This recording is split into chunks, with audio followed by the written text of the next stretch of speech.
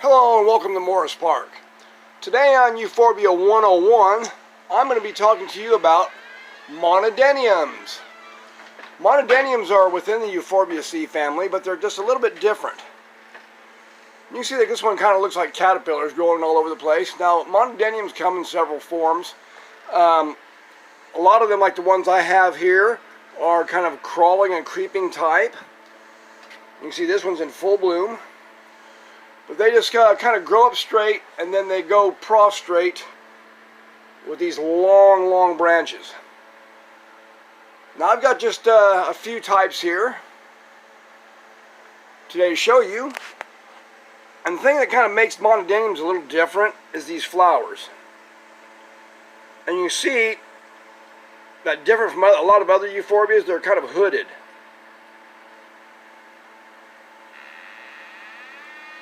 See that?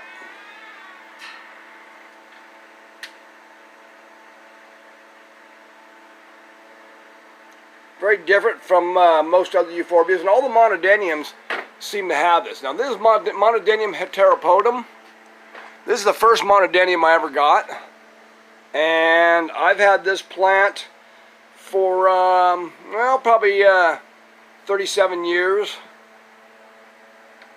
I bought this one, if I'm thinking right, at the Cactus and Succulent Show at the LA County Arboretum in 1984. Beautiful plant. So I've had this one the longest. Like I said, you can see it's kind of doing its blooming now and has little hooded flowers.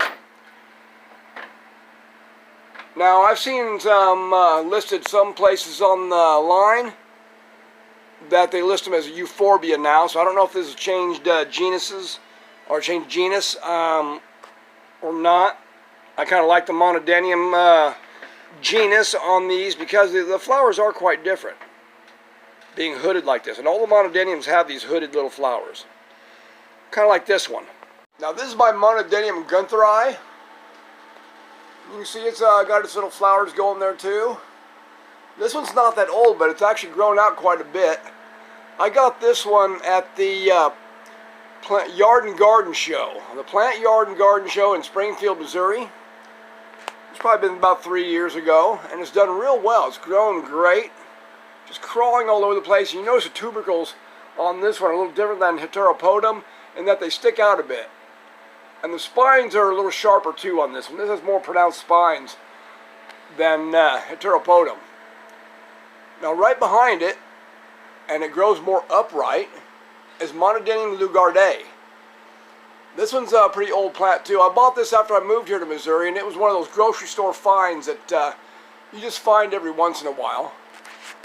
I bumped this little leaf up here. You can see the sap coming out of it, just like any other euphorbia, and you have to be careful of it because it's the same. It's got the toxic sap. But this is a little small plant when I bought it. Like this here. This is a cutting I started off of it. When I bought it, it was a plant just a little bit smaller than this, and so it's grown quite a bit. And I think I got this particular plant back in, if I'm thinking right, about 1986 is when I originally got this one, and got it from a grocery store over at the Lake of the Ozarks. And it's proved to be a pretty good one. Put that one back. The mother plant has really grown quite a bit. Now, all this stuff is growing in with it here, and I clean it out every once in a while. I don't try to kill it off completely, but I clean it out. But that's when those calanchoes are what they call bryophyllum, basically. It's related to the mother of thousands. You can see the little tiny plantlets up there. And this thing just rains plantlets everywhere. It's one of the plants I got free with another plant that I got from California Cactus Center many years ago out in Pasadena. And they are still in operation and looking pretty good. I've checked them out on YouTube, California Cactus Center. They're still going good. But yeah, these little guys, I've had them grow up in several things. I got them free with something else. Who knows what? I can't remember now what they came in. just like a lot of my other Mother of Thousands types, the tubiflora and the hybrid one. I got them all free, and they just kind of go and go and go. I weed them out every once in a while, and then they just kind of come back. As you see right here, another one. But they're just kind of a constant thing. And you can see the little ones coming back too, and they've dropped from the ones up above. I'll have to weed some of them out of there later. Now the other monadenium I have is this new little gem here. Now this is nice. It's a beautiful plant. This is a variegated type. It hasn't got its leaves on right now because I just got this from Daz and Edith at Cactomania. There you go. I like to keep my records on the back of the tags.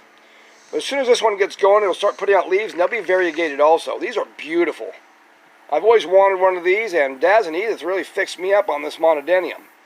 Beautiful plants. And most of your monadeniums come from South Africa, like a lot of the awesome varieties of euphorbias seem to come out of those regions. But a beautiful plant.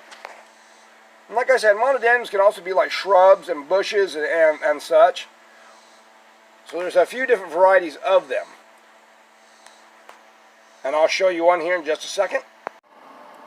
Now this is the different monadenium I was telling you about. This is Monadenium neorubella, also now known as Euphorbia neorubella. Look at these little stems. This is a gift from Daz and Edith of Cactomania. Beautiful plant. I'm getting it going here, and it seems to be doing very well. It's lifting its little branches. It's already started actually growing, as you can see. But this gets the typical little monadenium hooded flowers, except they're kind of pink. Now, I say monadenium and then I have euphorbia underneath it because this is a new deal. Taxonomists are constantly changing things, and I'll tell you about that here in just a minute. Oh, another thing I wanted to talk about on this monadenium, I forgot, is the caudex. This particular monadenium grows from a caudex, which the other ones I showed you do not. And to get this going, in the morning and in the evening I give it just a little puff of mist. And the roughness, you can see the roughness on this caudex. It's like the surface of a root, and it readily absorbs moisture. So I'm not really watering this too much. I've given it one little sip just to let it know it's got moisture in the cup to get going. And the bark on this caudex kind of soaks up the moisture when I mist it just a little bit. And it's definitely been showing here. Thank you, Edith. Thank you, Daz, for this wonderful plant. I really love it. Let's go to the greenhouse. Now, just lately, well, not lately, I would say, but I just learned of it lately myself. The genus Monadenium, along with Petalanthus. This is Petalanthus tithylamoides, a variegated form. Euphorbia, Synodenium, have all, so we have Petalanthus, Monadenium, Synodenium, Euphorbia, have all been lumped into the genus Euphorbia. So these are now Euphorbia. Now I always kind of liked having that different separation there of Monadenium because of the shape of the flowers. These little hooded flowers that it has.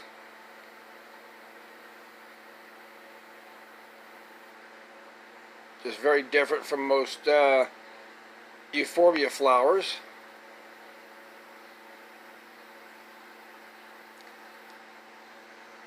Some little hoods there. But they're now Euphorbia. Excuse me.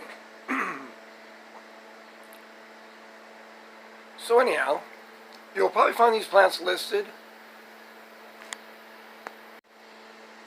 You'll probably find the plants listed as Euphorbia. Euphorbia heteropodum. You'll have Euphorbia tithylamoides. And Monadenium lugardae will be Euphorbia lugardae. So anyhow, I hope you enjoyed my Monadenium / Euphorbias. I love them, and I will still tend to call them Monadeniums.